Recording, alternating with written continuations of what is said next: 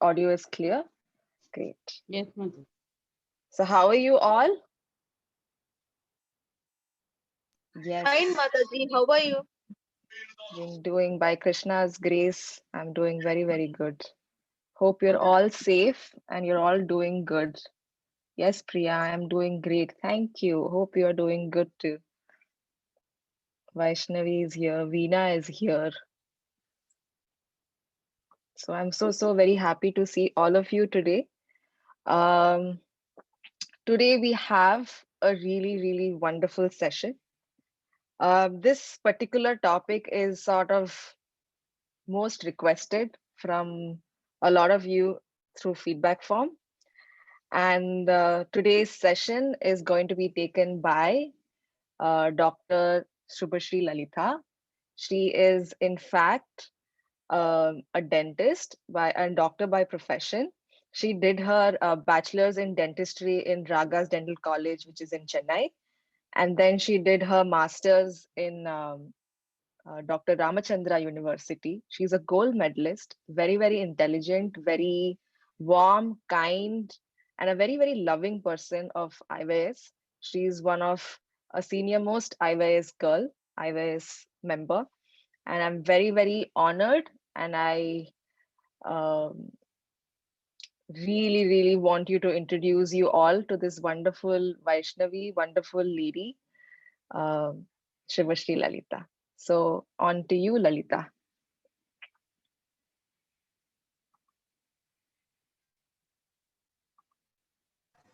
Hare Krishna. Thank you so much, Ekaleshwari, for such a wonderful introduction. Thank you so much, and thank you so much that all of you have taken your time out and you have come here. So yes, like what Ekaleshwari was mentioning, this is one of the most requested topics, I guess. So I hope I do justice and you all feel quite enlightened at the end of the session. So I would just like to share my screen.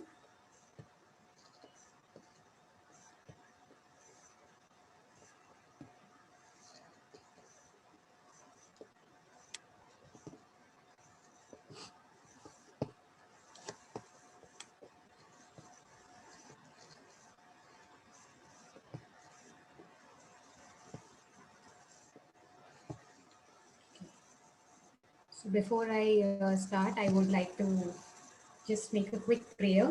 Namo Vishnu Padaya Krishna Preshtaya Bhutale Srimate Jayapataka Swami Niti Namane Namacharya Padaya Nitai Kripa Padayane Gaurapadaya Nataramatayane Namo Vishnu Padaya Krishna Preshtaya Bhutale Srimate Bhakti Vedanta Swami Niti Namane Namaste Saraswati Devi Gauravani Kacharine Nirvishesha Shunyavadi Pastasya Deshatavati Jai Shri Krishna Chaitanya Prabhu Nityananda Shri Advaita Gadadhara Srivasadi Hare Krishna Krishna Krishna Hare Hare Hare Rama Rama Rama Hare Hare.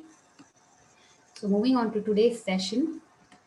So friendships are basically the most foundational aspects of each of our lives. So I don't think I have to mention how important friends are in our lives, because most of us feel very comfortable being around with our friends than our family, or we consider friends more of a family than our real family or blood relatives. So there was an interesting study which I bumped into. So that study was basically dealing with this by Michigan University. So they were trying to understand how much of importance does friends have in like at least some 200 participants were there, 200 people's lives. So they had compared, they had taken friends as one of the group, and spouse, then children, then parents, and then their siblings. Am I audible? I hope. Yes? Yeah. Okay. So they had compared different groups, and interesting result out of the group is they felt like at least 56% of the participants felt that their satisfaction in life is through their friends. So which was quite interesting. I mean, we all struggle so hard to find the right type of, right partner.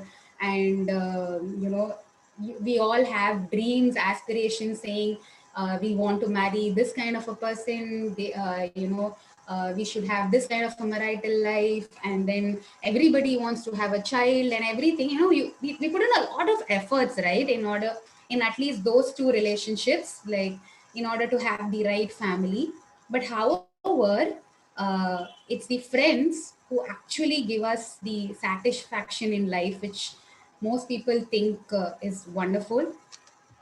So also one more interesting thing is that what we are today depends mainly on who we befriended in the past. So if we are at certain point in our life today, it's only because that we shared a great bonding with certain kind of friends in the past. Similarly, our friends today is what is going to reflect our situation in the future.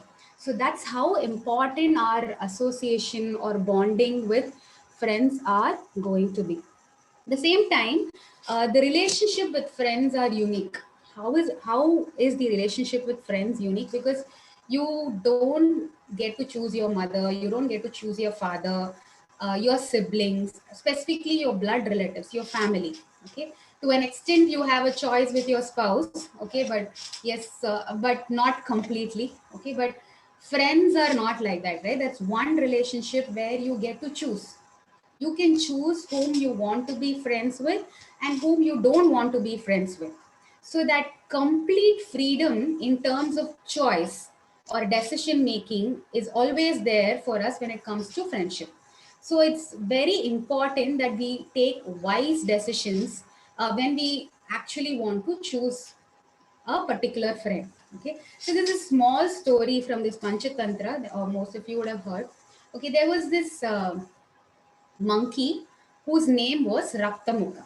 Okay, so he used to live on top of a good tree, and the tree used to have nice, succulent and tasty berries. Okay, so he used to really enjoy all those berries, and he was quite happy with his life. Okay, and that particular tree was close to a river bank. Okay, so one particular time what happened is there was one crocodile called Karalamukha. So this Karalamukha suddenly sees this monkey on top of the tree eating these tasty berries. Okay, and he's like, what is this monkey eating? And he seems to be so happy. So he crawls slowly towards that particular tree and looks up towards that Raktamukha, that is the monkey, and asks the monkey that, what are you eating? And you seem to be so happy and you are enjoying what you're eating. So then Raktamukha also, I mean, for a long time, he's not had any kind of friends or any acquaintances and all that. He was quite happy to see the crocodile, and he said, hey, this tree is very good. It gives me a lot of tasty fruits. So would you like to even taste? So what he does is he plucks few berries and he drops it. And then this Raktamukha also, sorry, the Karalamukha, the crocodile also starts tasting this and realizes how tasty these berries are. Slowly, this crocodile starts to come to that particular tree and starts to meet the starts to meet the monkey on a daily basis. Eventually, a friendship forms between the monkey and the crocodile. So, and this crocodile used to spend a lot of time with the monkey. I mean, discussing a lot of things over their dinner, or which is these tasty berries or whatever. So, this, of course, this crocodile also had a family. So, the crocodile's wife got a little suspicious. I mean, where are you going every day and you're spending a lot of time, and I don't know where you're going and what you're up to, and you're coming, you don't even spend time with us, and you're coming back after a really long time. What are you up to? So that is when the crocodile says, that Karalamukha says, no, no, no, I go to this particular tree where my friend Raktamukha is, and he has like really tasty berries he gives me, and we both enjoy the berries together. So, and he is my very good friend. I like to spend time with him also. So then this wife crocodile says, you alone are enjoying these tasty berries. Why don't you get me some? So the next day, he goes back to the tree, to the monkey, and the monkey again is very happy to share the berries with even the crocodile's wife. So takes it back, and the wife crocodile is so happy after tasting. Is so happy. It's like such wonderful berries and all that. But then she was a little evil in her mind.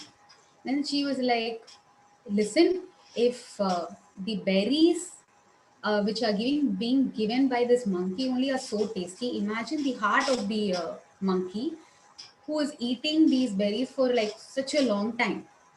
So what you do is you get me the heart of the crocodile, heart of the monkey, because I want to taste that also, because that will be even more tasty.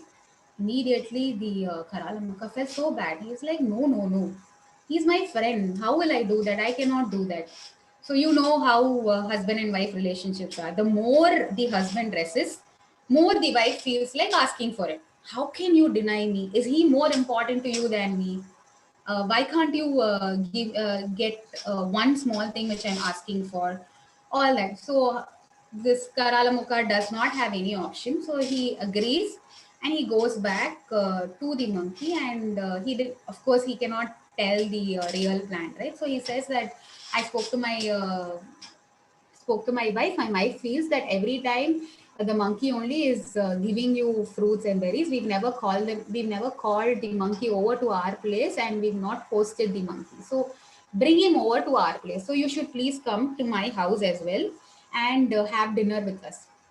So then the monkey asks, you stay in the river, but I cannot swim into the river. How do you think that I can come? And immediately the crocodile says, no, no, no, don't worry. You have a great friend like me. You can sit on top of me. I will, in a fraction of a second, I'll take you to our house. So then he goes into the river, but then he feels bad also. Like he starts to feel guilty. And then he says that, okay, I understand that you really consider me as a true friend, but I want to tell you something. This is what happened with my wife, and my wife wants to taste your heart. So I don't have an option but to sacrifice you and get your tasty heart to her. So then immediately the monkey realizes what kind of a difficult situation it is in. Of course, monkey was very brilliant. So he says, oh, Karalamukha, why didn't you tell me this before? I had left my heart at the top of the tree branch. If you had told me that you wanted to taste that heart, or your wife wanted to taste that heart, I would have brought it in the first place. Now I don't have my heart with me. What can I do? Of course, this Karalamukha is quite foolish. So he believed also. It's like, oh God, if I go without your heart, then I'm done. My wife will really, cut me into pieces. So then immediately Raktamukha says, the monkey says, don't worry. We'll go back to the tree. I'll pick my heart, then we'll go together. So this crocodile believes this also and goes back along with the monkey to the tree. As soon as the monkey climbs up the tree, he tells, like, I'm very disappointed that you actually plan to do this against me, because I considered you as a true friend. And you were also so foolish that you actually thought that I could leave behind my heart there at the top of the tree. So the fault is not completely yours. The fault is mine also.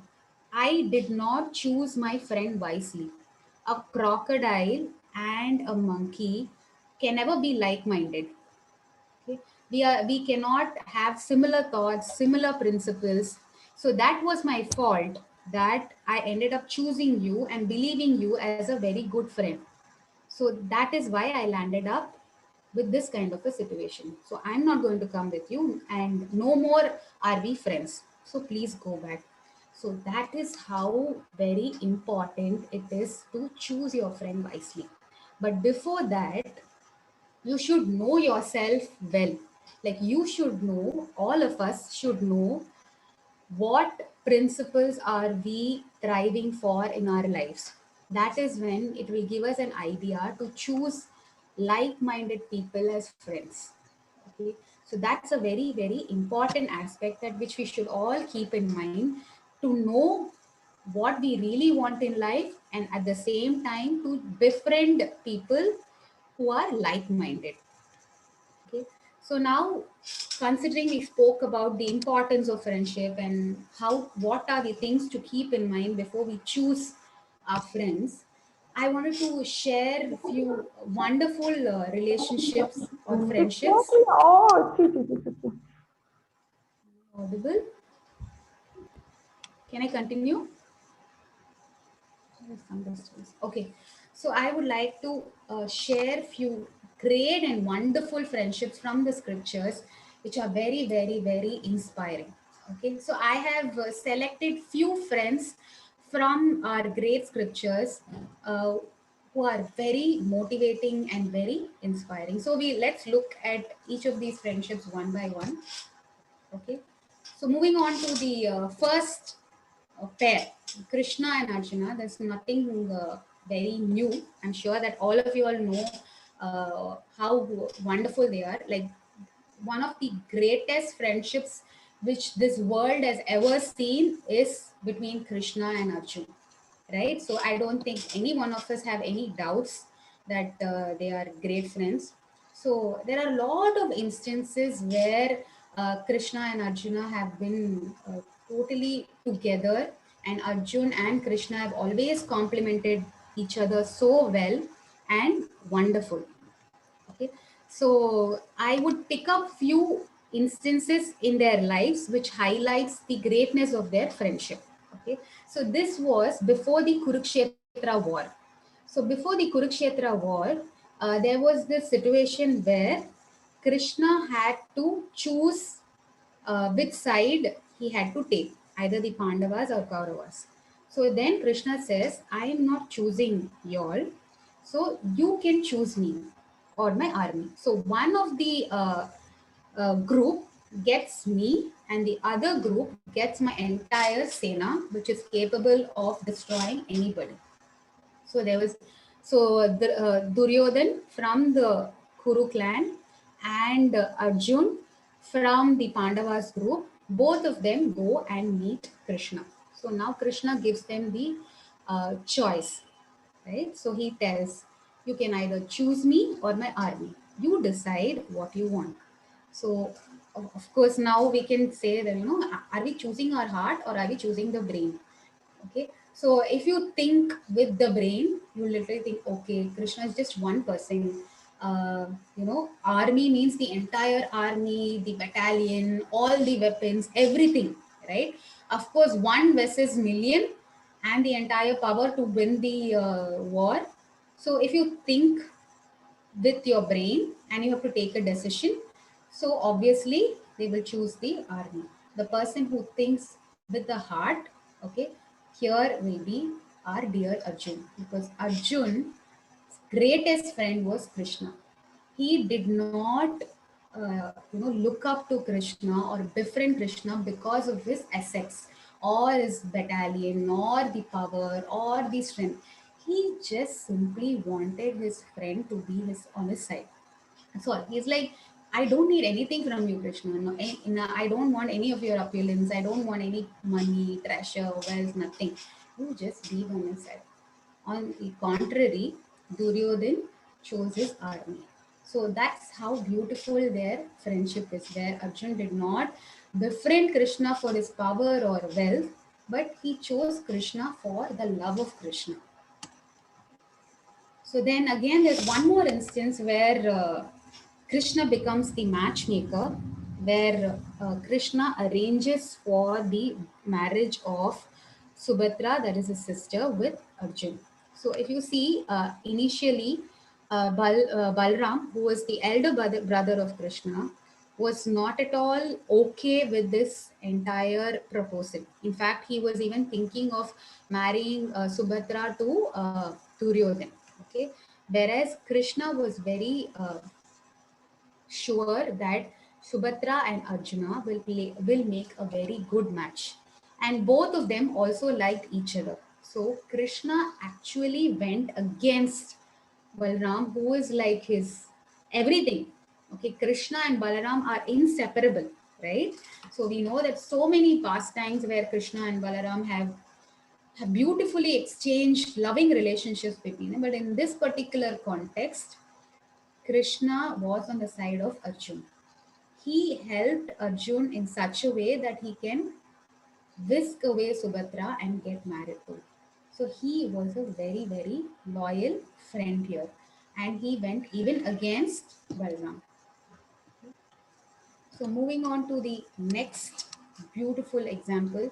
So if Krishna and Arjun are is an example of greatest friendship, Krishna and Sudama is an example of one of the sweetest friendships which we can ever see. Okay, they are such wonderful friends that from childhood they cherish a very, very, very beautiful relationship. Okay, so both Sudama and Krishna went to the same school where the guru was Sandipani Muni. All of us knew.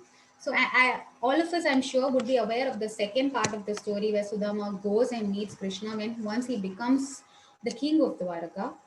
The first part, what happened in the Gurukul, I'm not sure whether all of you all are aware of it. So let me share what happened in their childhood, how good they were in terms of their friendship when they were young. So both of them were getting trained in Sandipani Muni's ashram. So once they both went into the forest to actually collect forest firewood, so firewood from the forest in order to offer that to their guru. So they are both very young boys. Okay, so they just walk into the forest, deep into the forest, just with each other's company. They start collecting the wood to offer it to their guru. But what happens is suddenly the climate becomes very bad and they get stuck in a storm.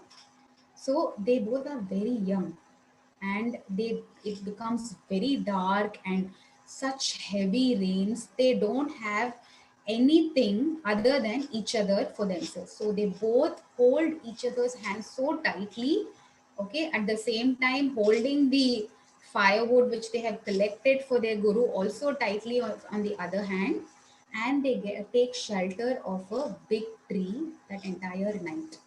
So they were there for each other the entire night through such a difficult situation, even though they were so small and young and naive. Okay, so they're like waiting for the sun to arise. The next day, early morning, Sandipani Muni gets very disturbed. Where are these two children? Where do they go? So he comes looking for these two, and he finds Krishna and Balaram still holding, sorry, Krishna and Sudama still holding their hands together, at the same time holding their the firewood which they collected for their guru. So even Muni gets so overwhelmed, so pleased with both their friendship as well as their dedication to serve their guru. So they both had one purpose. They were like-minded in what they both wanted to serve their guru nicely. At the same time, they did not leave each other's company because they liked each other so much. They thought, no matter what, I will not leave the other person in this storm and go anywhere. Whether we survive the storm or we lose ourselves in the storm, let's be together. So that's how beautiful their friendship was. That's how it started in their Gurukul.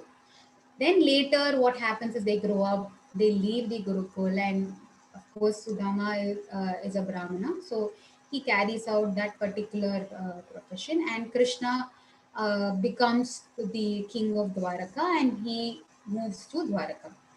And we all know that Sudama, at that particular time was very poor, and the Sudama, his wife and children, did not have anything for even the next meal. They were in such a bad situation. They did not have anything at all, not even one small grain they had.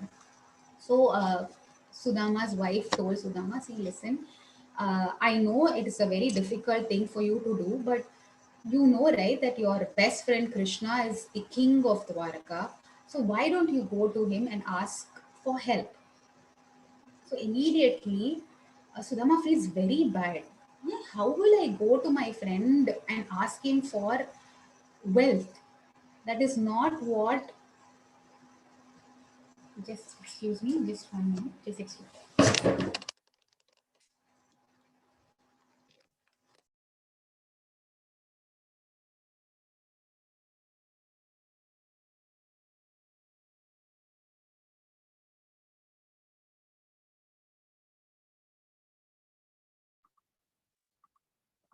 Hare Krishna. Yes, this is Ekaleshwari. I think there is some technical issue on Lalita's, Shubhashri Lalita, our speaker side.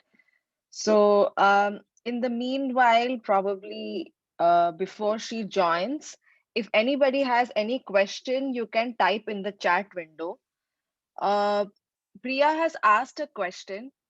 Mataji, one question. Yes, Priya. I have worse experience. You can all see the question in the chat window if any of you want to. And if any of you have any question, you can raise your hand in the Zoom so that your questions will be answered. Um, I have worse experience of friendships who have lied to me, betrayed me, and backstabbed me. So I have trust issues. I can't blindly trust friends. So is it my mistake that I was frank nature and mix up easily, or their mistake? Um, Priya, if Priya is there, hopefully she's there. Um, Sometimes some people come into our lives to teach us how to be. Some people come into our lives to teach us how not to be. I'm just trying to, because there are so many details that are there. So, this is the essence. Some people come. So, like if you see in my case also, I think I'm sure it is pretty much for every one of us. In our fifth standard, we would have had some really best friend. Now we are out of touch. Although we didn't separate on bad terms. We didn't separate because we had a fight with each other. But over time, you lose touch and you go on separate ways. So, life is sort of a journey. You meet certain people, and whatever the experience has been, good or bad, we only can try to learn from that experience. What can I learn from that relationship? Um, yeah, there could be partly your mistake, partly could be their mistake, whatever it is. It could be anything. Uh, the point is, we always try to learn from it. Any situation it may come, be your friends, be your family members, be your relatives, be your boss, be your teacher. Whatever relationship you have with anybody, you always try to learn from that relationship. Is that okay? Yes, I think our speaker Lalita is back. So, Raji, your question will be answered little later, okay? Yes.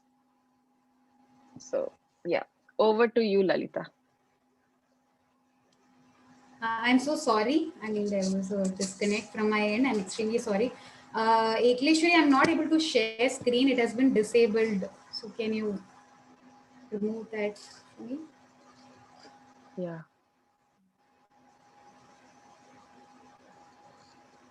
Yeah. I think now you can, Lalita. Okay. Yeah.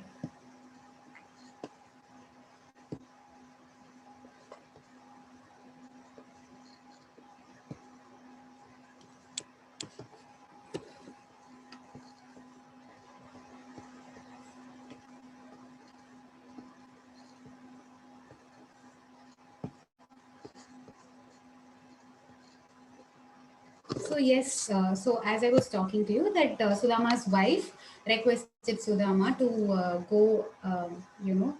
go to Krishna and ask him for help, right? But what happened was Sudama feels very bad. He's like, how can I go to him just for help? All these years I have not gone and met him, have not seen him, spoken to him. Suddenly I cannot just go and plant myself in his palace and say that Krishna, please help me. No, that's not what I want from him. All I want from Krishna is just this affection, his love. Then Sudama's wife says, I understand, but look at our situation, look at our children. So you please go. So only because of the compulsion of Sudama's wife, Sudama actually decides to go. But he says that, look, I will go, but I have to take some gift for my friend. I will not go without taking any gift. So you give me something. So Sudama's wife is so taken aback. Like, we don't have anything in our house. That is why I'm asking you to go, and you are here telling me that you want to give something to your friend who is the king of Dwarka. I mean, what do we even have to gift him? So, but because Sudama was quite, particular about this, then she packs one, sack, a small bag of puffed rice and gives it to him, saying, "This is all we have, so please take it." So, and then Sudama finally reaches Dwaraka and reaches Krishna's palace. But he's feeling so bashful to even enter, because he, according to him, is like, what am I doing here? I mean, Krishna is my friend, and I'm here asking him for a personal favor. I mean, I've not seen him, so he's feeling very, very delicate and bashful.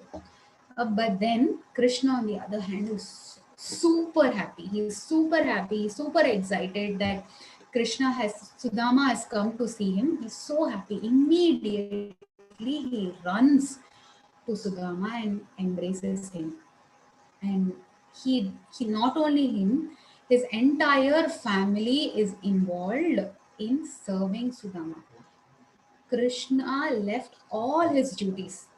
For the next few days, he stopped doing everything else and he only attended to Sudama in taking care of him, giving him bath, making sure he's properly taken care of, wonderful hospitality, everything. And he wanted to spend maximum time with Sudama only. Even though Krishna and Sudama had not met each other for so many years, they never felt that feeling, that weird feeling of not having met. They just connected immediately. They just felt like they have seen each other the day before. So there was no difference between them. When they were young, they were both children. They had nothing in the back of their head. They were quite happy, playful, everything. But now both of them have grown up with different personalities, right? Like Sudama is a Brahmin, whereas Krishna is the king, and Sudama is quite poor. Krishna is a very, very, very rich king with all the opulence. So quite contrasting backgrounds are there currently in their lives when they are meeting again. But still, none of those contrasting backgrounds came in between their friendship. They could connect immediately. But however, Sudama, even though he brought some little gift for Krishna, he was very hesitant. I mean, how do I give Krishna? He's giving me all the best dishes on earth and serving me that, and all I have is just this pack of puffed rice. So I'm not going to give this. I mean, why? I don't want to give. So he was hiding it. But Krishna, however, knew it, and he wanted to make his friend feel good.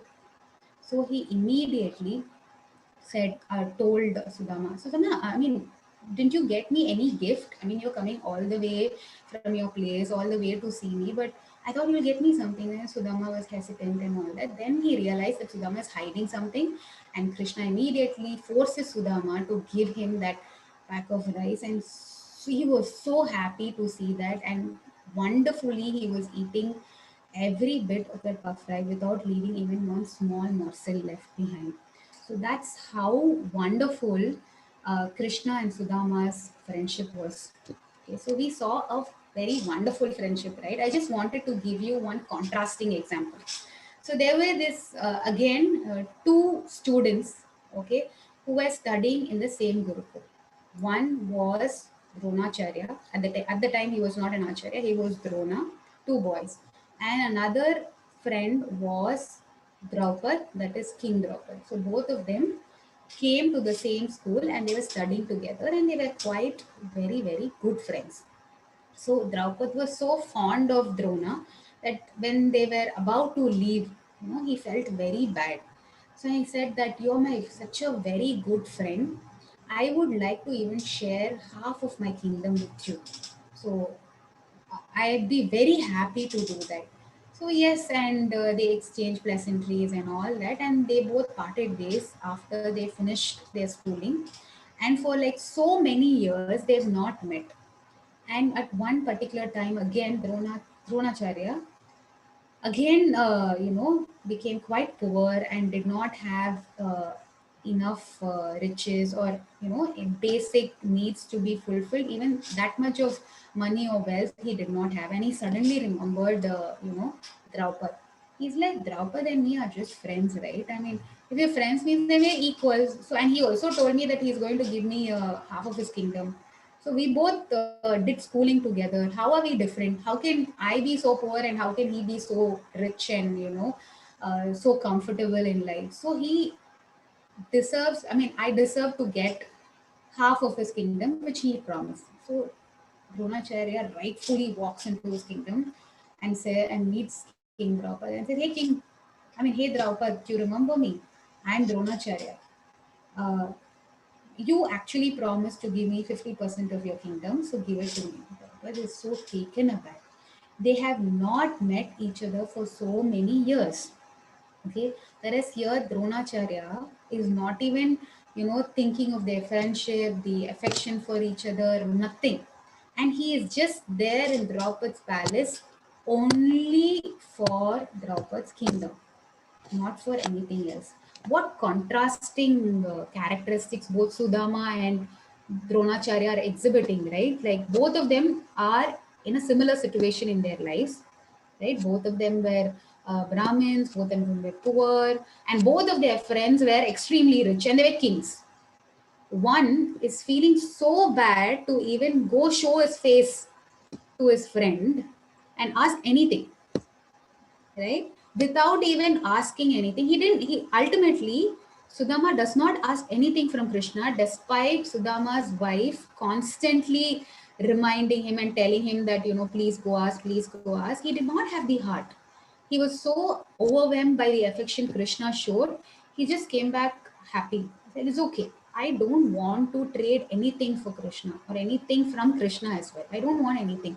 But when he comes home, he sees one huge palace, his wife, his children, all of them in very good clothes, a lot of wealth, treasure, so much of food grains, everything in his palace. So even without asking anything, Krishna also reciprocates, right? Whereas here, Dronacharya is not thinking of any affection, any love, any friendship, and he's not even thinking that I've not met my friend. Does he even remember? And is it even fair to ask? He, out of his affection for me, he told me that I will share my kingdom with you. But how is it even fair that I go take away 50% of his kingdom? Nothing. He just thought it was his right to claim that particular kingdom. Draupadi was so upset. He said, "This is not the way our relationship was meant to be.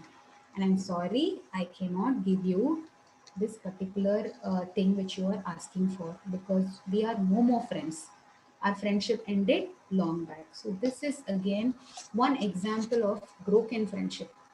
It's so contrasting from Krishna and Sudama.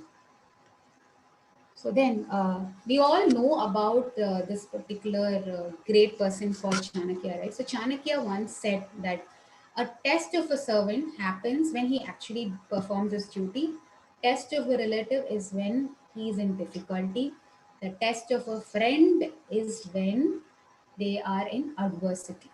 Okay, so such a wonderful friendship which was tested through such difficult times was the friendship between Krishna and Draupadi. So Krishna and Draupadi have been there with each other through thick and thin. So there was once Krishna and all the Pandava brothers were actually flying kites. So what happens when Krishna was actually flying the kite, he hurt his finger. Okay, and the finger was bleeding, and there was a deep cut, and the finger was bleeding. So all the Pandavas were rushing, and all of them who were there rushing to get medicine to to nurse that particular wound. Immediately, whereas Draupadi, she did not think of anything. She tore her sari and immediately tied around Krishna's finger to stop the bleeding. So Krishna was so happy and so pleased by what Draupadi did. And since then, he said that no matter what, I'm always there for you, Draupadi. And he always stuck to it. So there were so many instances where Krishna has been there for Draupadi. And the most popular one, like how all of us know, that when Draupadi was dishonored, disrobed by the Duryodhan and his friends in the assembly, and where her own husband, she had 5 husbands, and none of them could come to her rescue, right? So ultimately, only Krishna was the savior there as well. Like, she had such powerful husbands, all 5 of them had such great prowess, great qualities and all that, but they could not come to her rescue at all. And there were so many elderly people also, respectful people like Bhishma Pitadev and Dhritarashtra also, I mean, elderly and all, and none of them could actually rescue Draupadi. But Krishna, just because, I mean, not just because, but he remembers what his devotees do for him. Like, when he had a small cut, she was willing to tear apart her sari and immediately attend to Krishna's wound. So at that point in time, he made a promise that I will be there for you no matter what. So he gave enormous amount of saris, constantly coming again and again and again and again, and protected Draupadi's honor and respect. So that is one amazing example when everybody deserted Draupadi, where nobody was willing to help her. Krishna, as a very good friend, was always there. The next is a very interesting Leela which happened. So we all know about this Dhruvasa Muni, right? Dhruvasa Muni is one who is known for his anger than anything. Everybody is scared of Dhruvasa Muni. So Duryodhan plans in such a way, or schemes rather, that he sends Dhruvasa Muni and the entire 10,000 disciples to Pandava's house to have lunch, okay, unannounced. So, and he knows also that if you send Dhruva's Muni, and if the Pandavas are not able to host him properly, he will get angry and he will curse the Pandava family, and they will suffer. So suddenly Yudhishthira Maharaj goes to Draupadi and saying that I don't know what you will do, but Dhruva Muni is going to come to our house for lunch. So he and his 10,000 disciples are there. Please do something and arrange for their prasad. But then Draupadi, she has something called Akshay Patra. Akshay Patra, all of us know, right? Like, no matter how much food you keep taking, food will keep being there. I mean, keep coming into that pot again and again, but under one clause, that if she finishes the last morsel from there, then it will stop forming. Okay, the food will no longer form again in the same pot. So Duryodhan plans in such a way that he sends Dhruva Muni at that particular time. So she tells Yudhishthira, I just finished eating.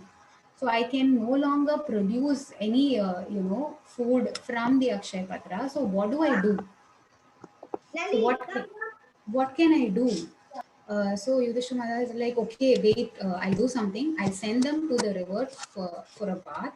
So in that time, we can, try to think of some idea. Okay. So they all break their head and they get very tense. And then Krishna, so Draupadi immediately thinks of Krishna and like, Krishna, what do I do? Okay, and some Krishna and Draupadi have some invisible cord binding their hearts. Like, the moment Draupadi thinks of Krishna, Krishna is always there.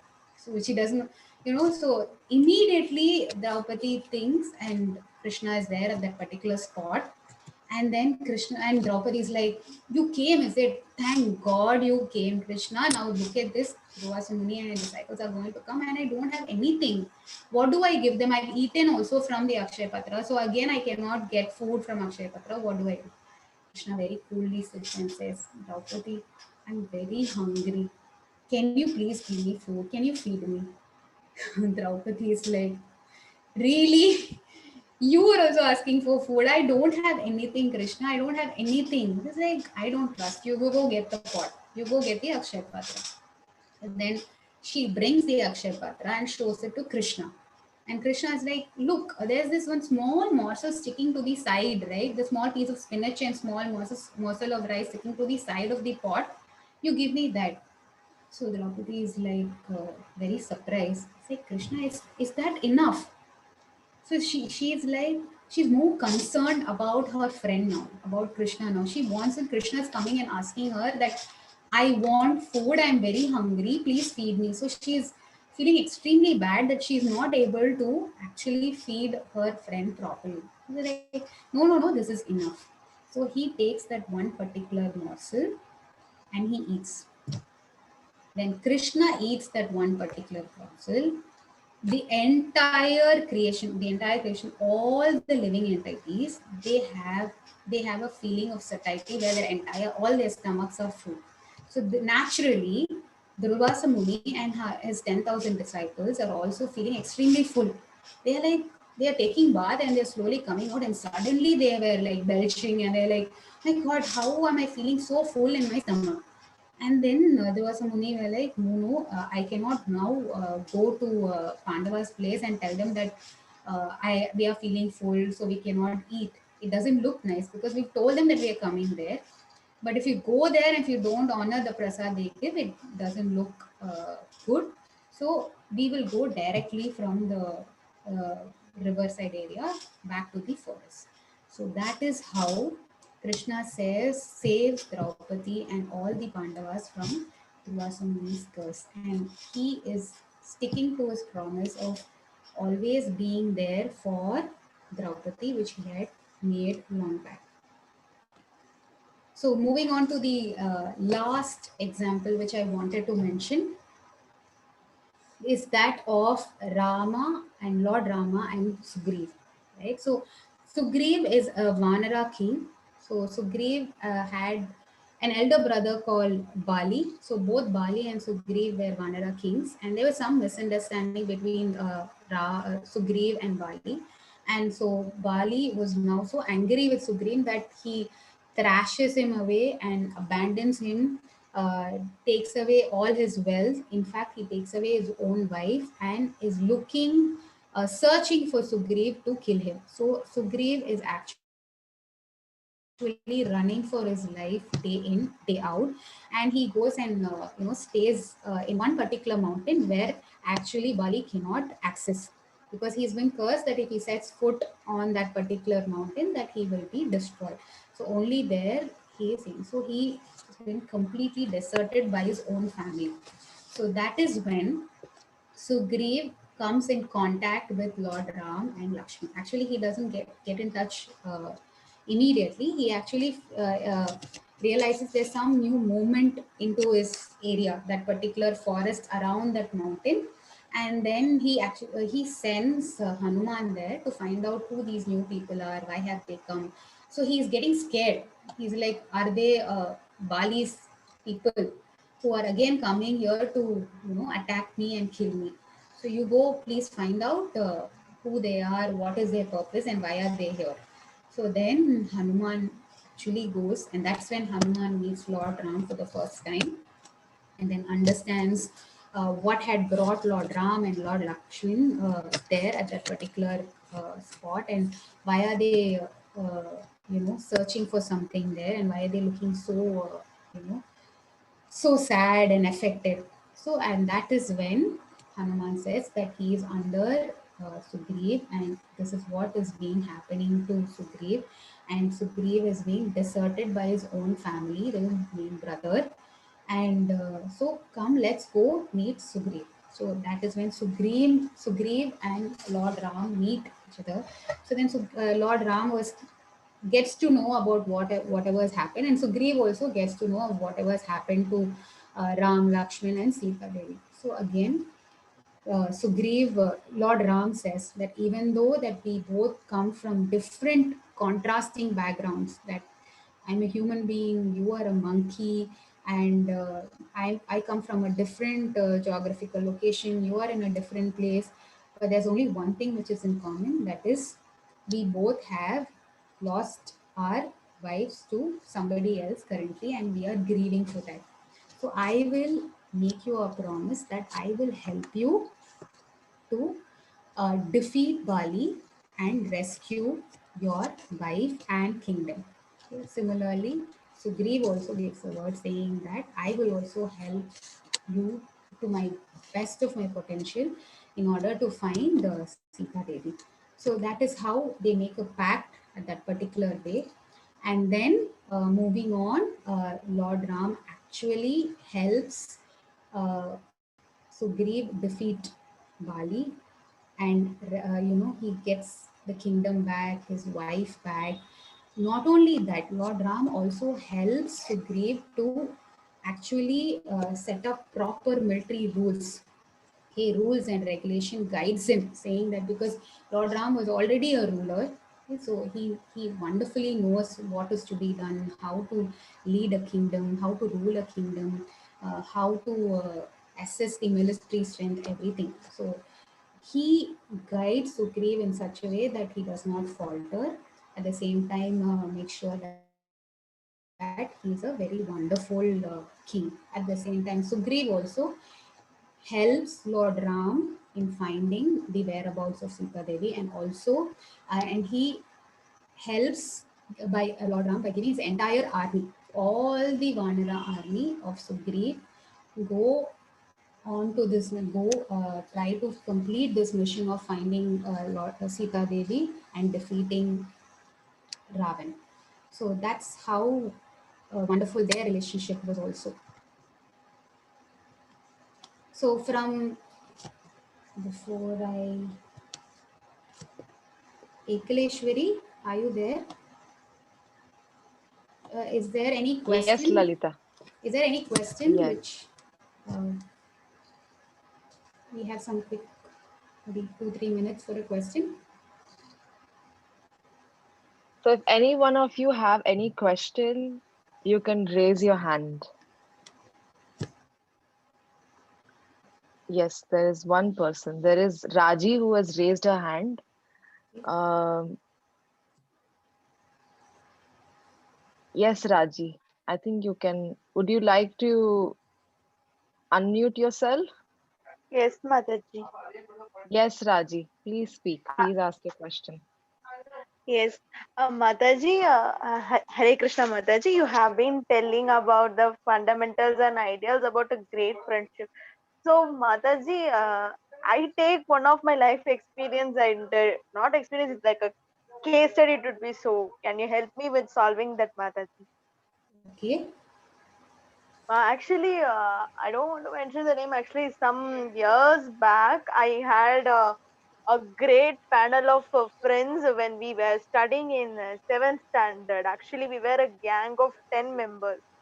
We were Okay. so intimate and close with each other, and we were such. Uh, Actually, in my school life, my seventh and eighth was most golden days, and after that what happened, we changed to other sections and we moved to other stay some of my friends are not in contact, some of them are not in touch, but after years in that one of my friend, I got her as a best friend, and still now I'm maintaining a friendship now. So what is the case, Mataji? So we are splitting our relationship and we are not able to cope up, Mataji. So what would be the case, Mataji, if we are not finding the time to cope up with them? What would be the reason for that? See, one thing, Raji, that priority is what that comes into my mind. Okay. So if we prioritize that particular relationship with our friend, then we will definitely make time for that particular friend to the best of our capacity. However, life takes us in different directions, right? That everybody gets busy with their own lives and all that. But still, you were mentioning, right, that there's one particular friend who's still your best friend and whom still you are in contact with, right? Am I Yes, right? Yeah, yes, Mataji. because, yeah, I feel that that's because both of you all have put the other person as a priority. Okay, no matter what, however busy your life gets, however, I mean, also it could be like, as we grow up, we tend to meet new people, make new friends, all that. But still, if one particular friendship is very very important to us, and if we really value that particular bond, we will definitely make time. We might not be able to spend as much time as what we were doing in class 7 or class 8. Okay, but we would still connect with this person. It's all about being there for each other. So you don't have to necessarily talk to the other person daily. for 2 hours, 3 hours, all that we used to do when we were in class 7 or class 8. I remember doing that with my friend also. Every day we used to be on phone. That time, no cell phones. Okay, so when I was in class and class 8, we had only landline. Okay, so at that particular time, after school, already we'll be talking so much in school. Then you come back from school also and you have so much to tell your friend, this happened, that happened, blah, blah, blah, and all that, right? So it's not necessary that we have to, speak to that particular friend at that particular length, spend time with each other so much. Okay, that doesn't mean that that's the only way that our friendship is getting reflected. But what really matters is when you are in difficulty or when your friend is in difficulty, how much are you there for your friend? Are you willing to put aside your other, aspects of your life and give time to your friend when the other person is in need? It could be anything. It could be a health crisis, it could be an emotional crisis, anything for that matter. Or that person could need your guidance, or they would just feel like, Raji, I just want to, speak to you for 10 minutes. I feel good, right? It might not happen every day, right? But that is what is important. It's not required that we have to hang out together, go to the same pani puri shop like how we used to do 10 years back. Okay, so that's what we were talking, right? Krishna and Sudama had not met each other for years, but they connected immediately the moment they saw each other. So if you are able to connect to your friend, even after not speaking for so many months, so many days, or not seeing each other for so many years, then it means your friendship is still alive. So you are your best judge. So now you will be able to judge how many friendships are still alive and how many friendships have become passive and dead and gone. Yes, Mother. It's all about prioritizing and valuing that friendship. Okay. Thank you, Mataji. I hope I answered your doubt clear. Ekleshwari, anything else or can I go ahead? You can go ahead, Lalita. Yeah. Then we will pick up the remaining questions. Yeah, sure. Okay. So yes, so we saw 4 beautiful friendships, right? In the last half an hour to 35, 40 minutes. So from those 4 beautiful relationships, I found out, or I could summarize certain fundamentals which were very, very important for great friendships.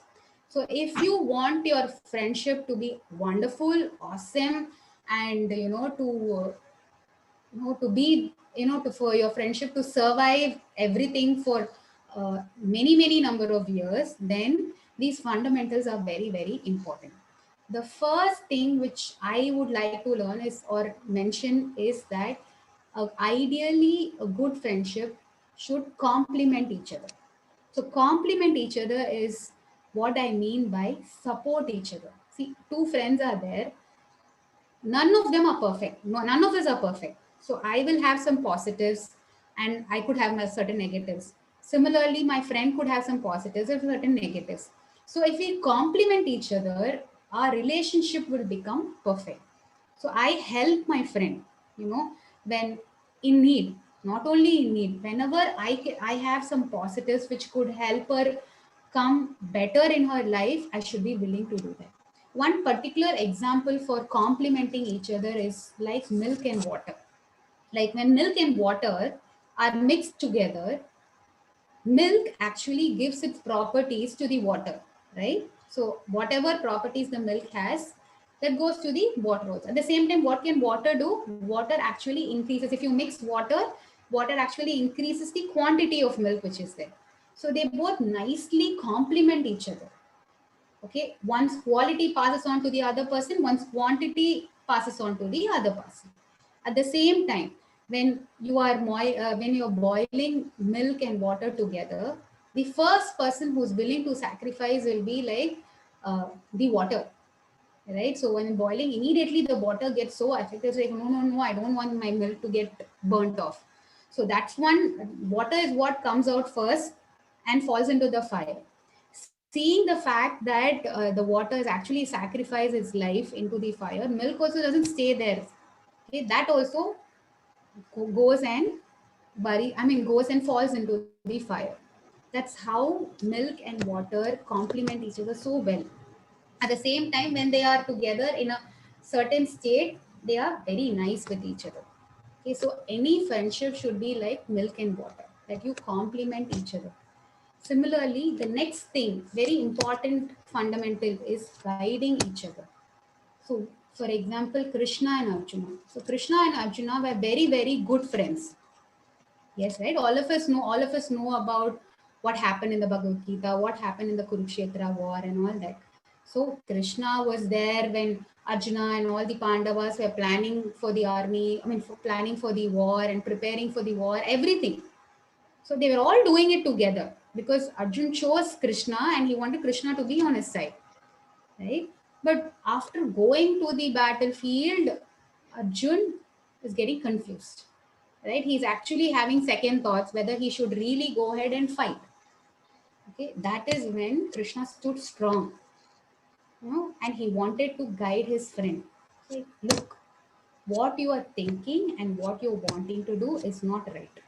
Right? He was a very, very good friend. Where when his other friend, when Arjun was trying to falter from his mission, Krishna, as a very good friend, was trying to bring back Arjun, get his focus back into the mission which he was trying to achieve. At the same time, I was also telling you about Ram and Sugriv, right? Lord Rama also helped Sugriv, set the military army, set the military rules. He did not just get help him win the battle over Bali, but he also guided him so well that Sugriv could actually set up the entire kingdom properly and rule the kingdom properly. The next important aspect is willingness to sacrifice. It's very important that if we are friends, we should be willing to sacrifice each other. Sacrifice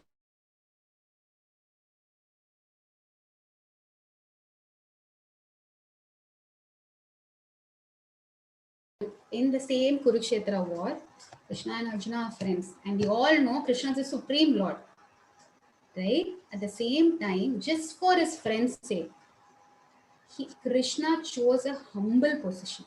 He chose to be his charioteer. And we all know, right, that charioteer, I mean, the person who's riding the chariot, okay, communicates to the charioteer by kicking right or left, because in the war field, the voices will not be audible. So they communicate to the charioteer by just kicking. So imagine what kind of humble position that Krishna is actually taking for his friend. And don't we all think that, it in less than a second, Krishna could just finish off the Kauravas army, right? But he was willing to sacrifice that also. He could have actually killed the entire army and got a even extra feather on his cap, saying that he defeated the entire Kauravas army single-handedly.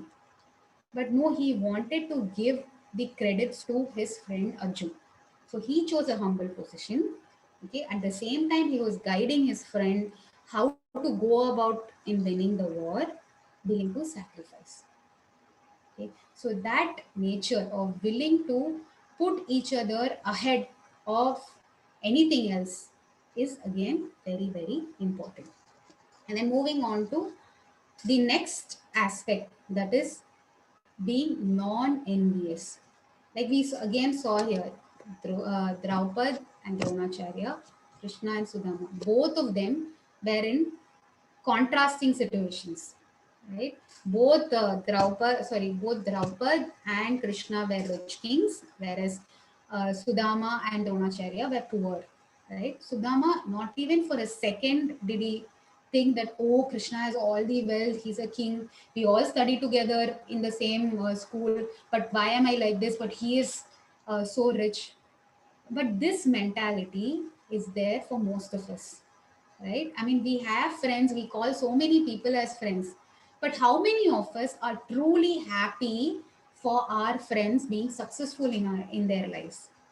At least at some point in time, this envy will spark, if not, overshadow the entire relationship. At least now and then, it's like, me and my friend studied together only. In fact, I used to score more marks than my friend in all my exams. But ultimately, he is making, 10 lakhs per annum. I am sitting and struggling to make even, 4 5 lakhs per annum. How life is so unfair. instead of being so happy for the other person, we all, feel insecure, feel there's some amount of envy. I mean, that kind of, oh, I am not as doing as good as my friend. So that non-envious nature is a very, very important fundamental. Sudama was not at all envious of Krishna. And he did not think that we both study together, I also deserve that kind of, wealth and prosperity. Right? One very beautiful example for being non-envious is Radharani and her friends. So Radharani's closest friends are Lalita and Vishaka. So we all know all the Sakhis, all the principal gopis, and so many gopis, they are all in so much love for Krishna, right? We know that how much they, treasure Krishna than anything else in their life. For them, Krishna is the most important thing. Okay? But they never feel overshadowed by Radharani at all. In fact, they are so engrossed in helping Radharani, spend time with Krishna, or they both meet together. So they are always engrossed in thinking how they can make Radharani and Krishna meet, how they can make Radharani be happy, how they can make Krishna be happy. Never do Lalita, Vishaka, or any Saki feel envious of Radharani. They are very happy if Radharani and Krishna are happy together. So they derive happiness from Radharani's and Krishna's happiness. So one of the best examples for being non-envious is Radharani and her Sakis.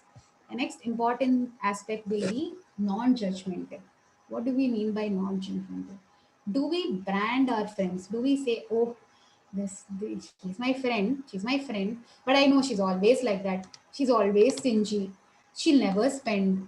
Whenever we go out, I only spend so much money. I mean, these thoughts keep coming into our heads, right? But being non-judgmental is a very, very important trait, required trait for great friendships. Like, for example, Sudama, even though he did not have anything, he still wanted to gift some humble offering. So Krishna did not think that he is meeting me, I'm the king of Dwaraka. What will all my queens and servants think that actually Sudama is giving me only puff rice? Why didn't he make efforts to get a better gift for me? Why is he just giving me puff rice? He was not judgmental of Sudama. Right? He was so happy because he knew that Sudama is giving that puff rice out of love. And he knew how difficult it was for Sudama and Sudama's family to even arrange for that puff rice. Right? So without knowing the true intentions of our friends, we should never be judgmental and we should never brand them or say, oh, you are like this, oh, you are like that. That's very detrimental for any relationship. And the next aspect which I want to mention is always there with each other through thick and thin. Is no matter what, whatever adversity comes, I'm always there with you. I'm always there. So like we were talking, right? Sudama and Krishna, when they were young boys, they were stuck in a storm. Right? They never left each other's hands at all. They stood for each other. They survived that storm. At the same time, they were making sure that they do not lose the firewood which they collected. So that's very, very important that in friendships that we have friends who will remain with us no matter what happens. They are not there only during our happy times. They are always there even during our tough times. And the last and most important aspect is encouraging the potential. Okay? Motivating your friend, reminding them of what they are capable of in their lives. Like Arjun, again, Krishna is always there to motivate Arjun in what he is capable of achieving. Like what I said, he could have happily, cleared of all the demonic people, Duryodhana and all that. No, just because he wanted Arjun to get that particular fame and name, he just remained to be the constant motivator, constant support for Arjun. So these are the fundamentals. Okay. So from these four uh, beautiful relationships, we all can understand the best real friend which we can all get one can get will be our dear Lord. In all these four relationships, we can see how beautifully our Lord is fulfilling all these fundamentals. In fact, there'll be more aspects to it also. He is willing to guide his friend, he's willing to sacrifice for his friend. Krishna is not at all envious of any of his friend. He is not judgmental, he's always there. Example, Draupadi. He is always there with Draupadi, any tough time, and always there to motivate his friend. So the best friend which any one of us can get, or the most beautiful and wonderful friend which any one of us can get, is our dear Lord Krishna. Actually, this particular statement is what which touched my heart when I was very, very, very new to Krishna consciousness. There was one small book that Srila Prabhupada he writes in that Krishna, if one makes friendship with Krishna, he'll never get cheated. So he is the most loyal friend, which whom we can get anytime. Nobody else can fulfill that particular friendship as beautifully like Krishna. So I just have a small self-assessment questionnaire. So this is for yourself. Okay, all of you all would have a lot of friends. Okay, so these are 4 questions which you can ask yourself. Okay, this for yourself so that you can understand where you stand in your friendships and analyze accordingly. And you should do it the other way around also. For example, do you have at least one friend to whom you completely open your heart to, right? So similarly, is there any friend in your life who completely opens their heart to, like they think that you're so trustworthy that they can express whatever they feel? So this is one self-assessment which I would like all of you all to try for yourself to understand and see where we are in our friendships, in our lives. Okay. To end, I just have one small story because it's a very beautiful story. This is again from the Panchatantra. So at one particular time, there were 4 friends in a jungle. There was one mouse, one crow, one turtle, and one deer. Okay, all 4 of them were good friends. Okay, so and and they were happy together. They were spending good time with each other and all that. To spoil all that, suddenly one day, one hunter comes to try to hunt the deer. Okay, so he as soon as the crow, I mean the crow always has a better perspective, right, of things because it can fly. Immediately it informs all of the other friends saying that the hunter has come and he's laid a net. Okay, so quickly run, he has a net in his hand. Okay, all the others could spring back, like the crow could fly back, the mouse ran back to its hole, the deer also could spring back and run. But however, the turtle, being, I mean, due to its original state, okay, it got caught in the net. Now these 3 friends, the mouse and the crow and the deer, all 3 of them are like feeling extremely bad. Oh God, I mean, how can we leave our dear friend alone in that net? So what do we do? How do we save our dear friend? Okay, so immediately they plan something. So the deer goes and lies down a few meters away from the turtle and acts like the deer is dead, and the crow goes and sits on top of the deer. Okay, and acts like the crow is sniffing the deer. Okay, so the hunter sees this and he's like, oh, okay, so I have a good bet today. Now I've got the turtle is stuck in the net. Now I have a deer, I don't have to go running behind the deer as well, because the deer is already dead. So I get to have the turtle as well as the deer. So let me go and fetch the deer. Okay. So when he is trying to go and observe the deer, quickly the mouse goes and bites into the net and relieves the turtle out of the net. So that's how the turtle gets to escape. As soon as the hunter goes closer to the deer, the crow flies off and the deer also starts running in an opposite direction, trying to save its life. This way, they all cooperated and made sure that all of them were safe. So here, all these 4 friends were different people, right? I mean, different, they were all in different bodies. They were not similar, but they were all like minded, correct? They all valued their friendship, and their like mindedness here was to save each other from the calamity, from the hunter. So even though they are different, but they, because they were like-minded and their principle was same or the goal was same, they could help each other achieve that particular goal. So there's a lot of difference between like-mindedness and being alike.